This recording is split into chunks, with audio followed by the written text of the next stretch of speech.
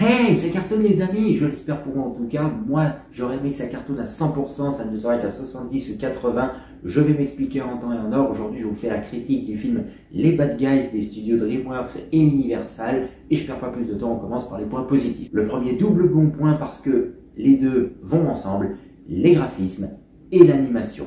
C'est beau, c'est coloré, un petit côté cel shading sur des personnages très cartoonesques avec une petite touche un petit peu japanime, notamment au niveau des expressions faciales qui caractérisent encore plus les réactions de nos personnages et qui leur donne un côté d'autant plus délirant, mais qui fait plaisir et qui fonctionne tellement sur le public que l'on ne peut que être réceptif avec humour de par les réactions des personnages, leur attitude, leur façon d'agir, de réagir selon les circonstances, et l'animation est fluide. C'est beau aussi sur ce point-là, car les phases d'action notamment sont très dynamiques, le rythme est soutenu et pour autant c'est parfaitement lisible. C'est un film que je peux vous recommander en 3D où l'effet fonctionnera parfaitement et ne vous paraîtra pas insupportable. Deuxième bon point, le scénario. On a affaire à une histoire de braquage, de casse du siècle, avec des personnages encore une fois hauts en couleur, et l'histoire tient parfaitement la route. On n'est pas à l'abri, petit bémol,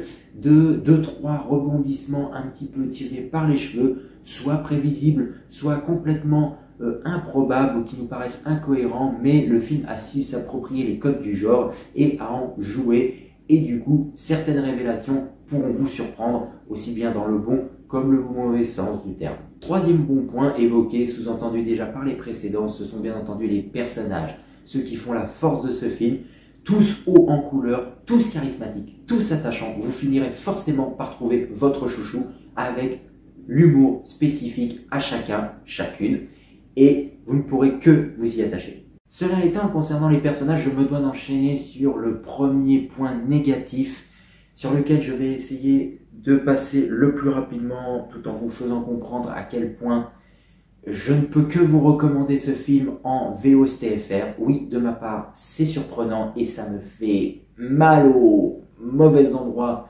de vous faire cette remarque, mais une fois de plus, le métier de comédien de doublage, professionnel j'entends, n'a pas été respecté. Vous en tiendrez compte notamment par la toute première bande-annonce qui nous a été proposée, avec notamment Damien Boisseau dans le rôle principal, ainsi que le reste de son équipe, doublé par d'autres professionnels qui se sont vus remplacés par du sound talent, notamment Pierre Ninet, dans le rôle de Monsieur Leloup. Et j'en veux pour preuve qu'il y a eu un manque de respect total par les crédits, que ce soit dans le générique de fin ou la section voix française de la page Wikipédia du film. Il y a des personnages qui ne sont littéralement pas crédités. Il y a donc des comédiens de doublage que l'on n'a pas mentionné, que l'on ne nous a pas présenté lors du générique de fin. Et je trouve ça juste scandaleux. Je m'en tiens à ces quelques mots pour ce point négatif. Vous savez déjà du coup le fond de ma pensée et je pense que si vous auriez eu ma réaction à la sortie cinéma, je me serais beaucoup plus étendu sur ce problème. Mais je vais enchaîner sur le deuxième et dernier point négatif entre guillemets de ce film, car comme je vous l'ai dit, rien ni personne n'est parfait. Mais pour ce qui est de l'humour ou de certains rebondissements qui se font par le biais de l'humour, qui se veulent comme comiques ou inattendus dans leur côté absurde ou burlesque, nous pouvons rester un petit peu sur notre faim ou dans l'incompréhension. Il y a des retournements de situation, certes inattendus, mais qui peuvent paraître assez improbables dans leur approche.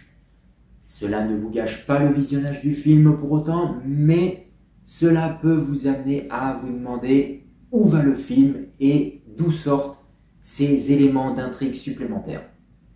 Pour autant, je terminerai là-dessus, c'est un bon DreamWorks avec une mauvaise VF, mais que je vous recommande. Ce ne sera sans doute pas le meilleur, mais c'est l'un de mes préférés.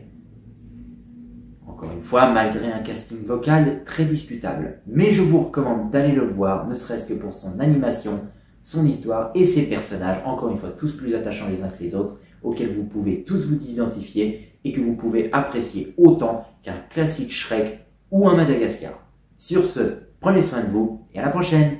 Bye.